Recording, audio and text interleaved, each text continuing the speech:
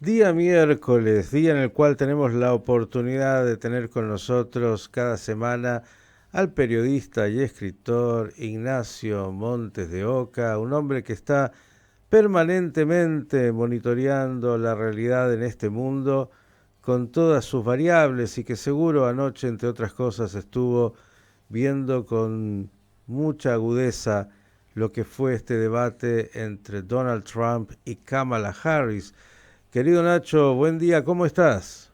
¿Qué tal? Buenos días. Sí, anoche hubo función de trasnoche para escuchar y analizar lo que estuvieron hablando los candidatos, que por ser el país más poderoso del mundo nos va a impactar a todos.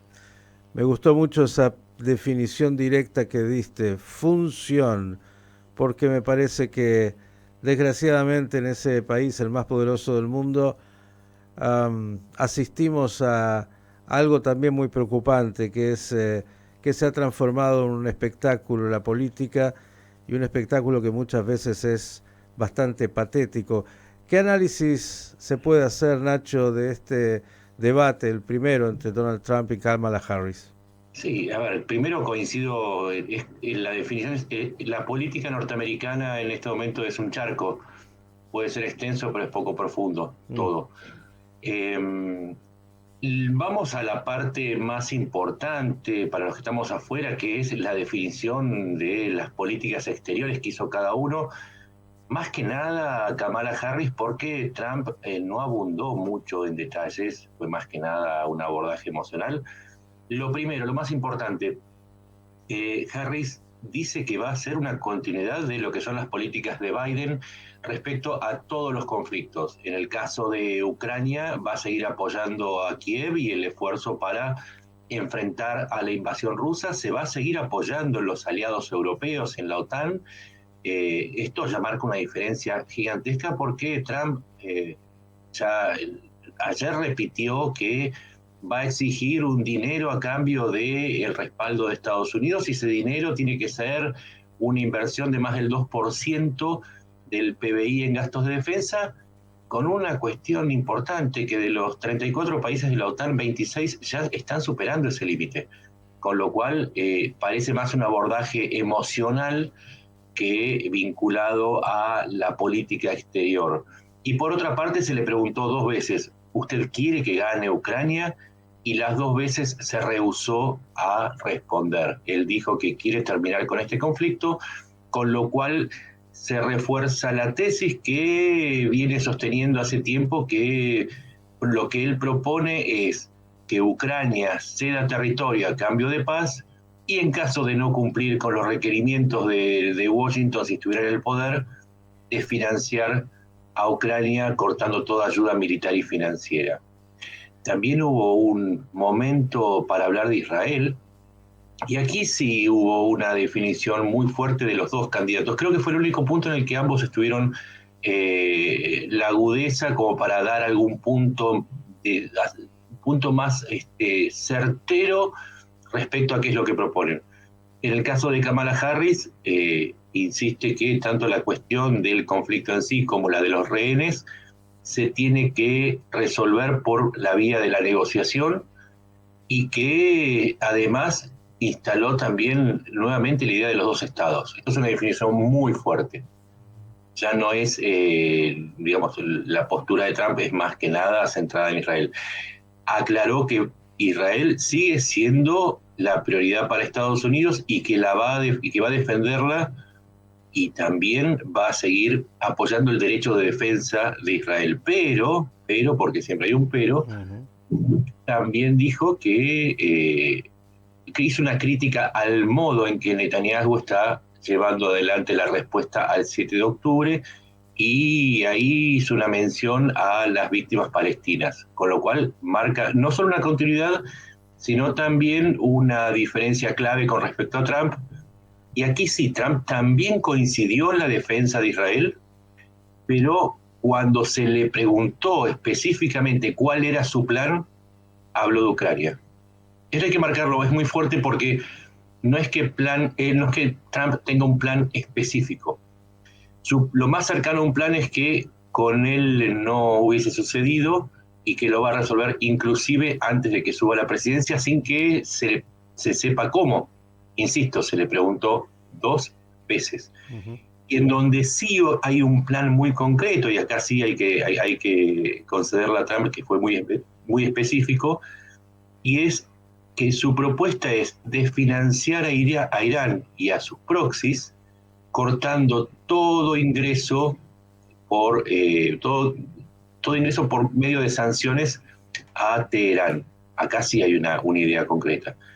Lo que queda claro es que ambos candidatos apoyan a Israel, apoyan a su derecho a la defensa, y esto es quizás la única buena noticia dentro de tanto, dentro de tanto juego retórico, en donde, si se me permite, parecían dos pavos reales, que cuando agachan la cola siguen siendo pavos. Es una también muy buena definición y descripción. A ver, yo estuve siguiendo un poco, Nacho, y quiero tu análisis, obviamente, respecto de cuánta incidencia real en los votantes tiene el debate, pero me parecía que, bueno, Kamala Harris, obviamente, vicepresidenta actual del gobierno Biden, eh, tomaba definiciones conceptualmente de geopolítica más profundas, trataba de, bueno, darle un marco, y Trump parecía realmente un hombre que venía, a ver, de la barra brava, eh, directamente con slogans muy antipáticos a atacarla. No escuchamos mucha profundidad, como dijiste, en general.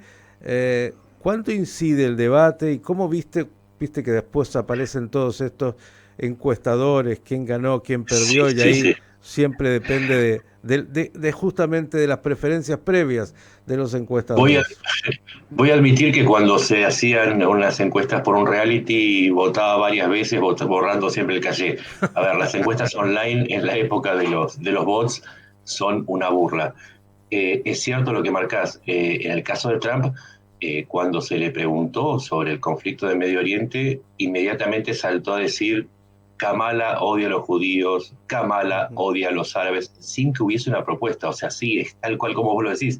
Es muy emocional, pero hay una diferencia muy fuerte, y si bien estos debates no ayudan mucho a cambiar la intención de votos o a convencer a muchos indecisos, tiene cierto margen de confirmación de sesgo o de confirmación para aquellos que están indecisos, más que nada. Y acá es importante marcar lo que hablábamos antes. Trump, como vos decías, fue a consolidar al votante que ya tenía, sin abrir su propuesta a nuevas ideas. Es decir, no pareciera haber estado buscando nuevos votantes, sino hacer una función para los votantes que ya tenía.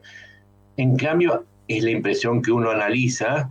El caso de Kamala Harris moderó y flexibilizó sus propuestas para tratar de atraer a nuevos votantes, incluyendo particularmente a los indecisos, pero también a los republicanos que no están contentos con el liderazgo de Trump. Es decir, quien tiene más posibilidades de convencer por la flexibilidad que mostró dentro de este escaso margen, pareciera ser Kamala Harris por la actitud que tomó frente al debate. Ujú. Trump parecía el alguacil malo con una cara siempre de estar enojado, y Kamala, por su parte, siempre sonriente y justamente mostrando esa estructura, yo diría, que has planteado, más abierta a conquistar a otros. Pero bueno, Sí, es una ahí hay elección complicada, ¿no, Nacho, la que viene? muy complicada. Quisiera hacer énfasis en un punto. Hay muchas quejas por parte de los partidarios de Trump respecto a que los moderadores estaban a favor de Kamala Harris. Ujú. Y se basan en dos intervenciones que hubo, particularmente en una que se refería a una fake news, a una noticia falsa, respecto a que los haitianos estaban comiéndose los gatos en la ciudad de Springfield. Los moderadores le hicieron notar el error, que las autoridades de esa ciudad dijeron que no era como se decía en los medios, y muchos creyeron que eso era una intervención a favor de Kamala Harris. No es así. Cualquier periodista en la función de moderador tiene la obligación de marcar un error, particularmente cuando se está debatiendo algo que tiene que ver con el futuro de su país. Me parece que es ahí, en ese punto, Trump quedó entrampado en el mismo punto que Biden con la senilidad. Y eso no tiene que ver con los moderadores, sino que el origen está en que Trump, sabiendo que era una noticia falsa, la siguió difundiendo y lo usó en un debate. Hay que ser muy precisos a la hora de informar. Y si Trump se equivocó y no es culpa de los moderadores. Otro aspecto que obviamente estuvo presente es el tema de los migrantes a los Estados Unidos, las fronteras, temas que, bueno, también tienen posturas distintas, tanto Trump como o la administración demócrata con los republicanos. ¿Qué dirías sobre este tema? Es que eso tiene que ver con lo que vos decías antes, con captar audiencias. Trump sigue en su discurso en el que se está demonizando a todo lo que tiene que ver con la migración, mientras que Kamala Harris trata de ser más inclusiva con las personas que llegan a Estados Unidos, que son algunos millones. Trump dice que son 15 millones, pero en realidad son 11. Y no estoy corrigiendo a Trump, estoy haciendo mi trabajo de periodista. Y acá este es el punto, que es el punto más peligroso para mí y que hay que tener mucha atención, independientemente del resultado de las elecciones. Se está instalando la idea de que los migrantes son fuente de todos los males. Y a partir de ahí se le asigna a una nacionalidad, en el caso de los haitianos, una pauta negativa. Es decir, los haitianos son violentos y comen gatos. Y me hace acordar mucho a la idea de los judíos solamente se ocupan del dinero, los franceses son sucios, los argentinos son soberbios, y así podemos seguir. Y eso se llama racismo, se llama xenofobia. Y se está instalando más allá de Trump y es un fenómeno que recorre las redes. Preocupémonos porque no solamente se trata del debate, sino que hay algunas ideas peligrosas que están dando vueltas y todos pertenecemos a un colectivo nacional, racial, étnico, religioso, y así como podemos atacar a otros, nos pueden atacar a nosotros. Es un boomerang, tengamos cuidado. Nacho, la verdad que cuando uno ve el debate, dice qué mal que está el mundo por la pobreza del contenido y por este espectáculo donde, bueno, se apela a las emociones mucho más que a los argumentos y tengo la impresión de que generalmente las sociedades votan por lo peor. Digo esto porque incluso se apela a esa gran capa que está bastante distante de los grandes desafíos de la geopolítica internacional y que vive el día a día y que le preocupa llegar al final de mes y lo hace con mucha dificultad. En ese sentido me parece que, bueno, Trump entiende cuál es ese votante duro que él tiene, no lo voy a calificar, pero de alguna manera lo estoy diciendo, y Kamala Harris intenta, bueno, llegar a aquellos que tienen un pensamiento un poco más profundo. ¿Te da esa impresión? Tengo total coincidencia con lo que vos decís. Me parece que justamente el apelar a la emocionalidad es un poco como cuando le decían a Galileo que la Tierra no giraba alrededor del Sol. Es abandonar la razón, es entrar en un nuevo periodo de oscurantismo. Y esto no significa una preferencia por Harris, ni nada menos, significa atención, porque ese debate que para nosotros parece lejano, en realidad nos está reflejando una imagen muy poderosa de lo que está sucediendo en nuestras sociedades, y ese oscurantismo que a veces tiene que ver con valores ultraconservadores, tiene más que nada que ver con un retroceso en cuanto a las ideas y a la libertad. Entonces ya no estaríamos hablando del debate y del contenido, sino en el reflejo que producen nosotros mismos en nuestras sociedades y los alertas que tenemos que tener frente a lo que estamos percibiendo. Me parece tan importante esto que has señalado. Dacho, semanas que continúan siendo muy difíciles en Israel y en la región. ¿Qué dirías de lo que has visto esta última semana? En Israel hubo una novedad y es que ahora los familiares han endurecido, los familiares de los rehenes han endurecido su postura y están pidiendo un bloqueo absoluto a Gaza en la entrada de alimentos, medicamentos, el movimiento de los palestinos para presionar una liberación que se viene postergando ya demasiado. y esto tiene que ver también con algo que supimos que fue tremendo, que fue el conocer el sitio en donde estaban los 6 rehenes que fueron asesinados por Hamas a poco de ser rescatados. Un túnel a 30 metros de profundidad, con 130 metros de recorrido hasta una celda que tenía el tamaño, era más chico que el baño de servicio de cualquiera de las casas, que no sé cómo explicarlo, 2 metros de alto, 1,5 metros de ancho. Esa era la prisión. Y se sabe que en esas condiciones es muy difícil que sobrevivan muchos de los que permanecen cautivos. Entonces empezó una urgencia real por rescatar a quienes fueron tomados como rehenes el 7 de octubre. Ya pasó, estamos cerca del año de cautiverio. Yo entiendo a los familiares e interpreto su urgencia por saber en las condiciones en que aún permanecen los que quedan con vida.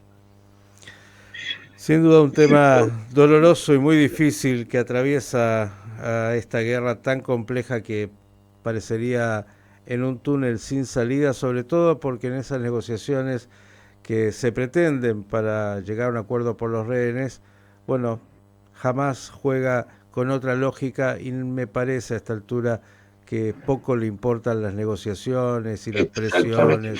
presiones. Hay una novedad también y es que la agencia Reuters dijo que, y esto es un rumor, falta confirmarlo, que Sinwar, el jefe de Hamas, y no solamente el jefe operativo de Hamas en Gaza, sino que el jefe de Hamas, sucesor de Haniyeh, eh, estaría negociando su salida de Gaza a cambio de la entrega de los rehenes, lo cual podría ser una salida, pero todos sabemos que Hamas no está negociando. Si Hamas realmente quisiera hacerlo, ya hubiese seguido liberando a los rehenes o por lo menos habría dado pruebas de vida, que es lo que se está pretendiendo antes de llegar a cualquier acuerdo.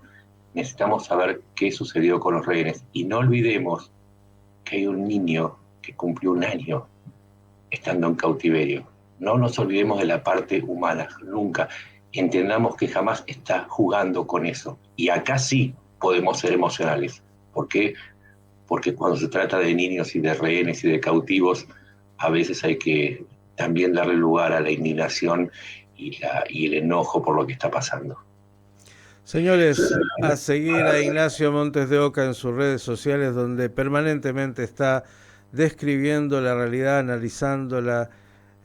Lo recomiendo personalmente. Querido Nacho, gracias por estos minutos y ojalá tengamos mejores noticias la semana que viene. Veremos, todavía quedan semanas para esta elección en los Estados Unidos. Todo el mundo tiene expectativas en lo que es, como dijiste, esta función, un show que por el momento es penoso y que muestra que también el mundo tiene un desafío enorme lo que hace a su liderazgo, nada más ni nada menos que la primera potencia en los Estados Unidos de Norteamérica. Gracias, hasta la próxima.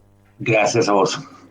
Ignacio Montes de Oca, pasando aquí por Pensando las Noticias.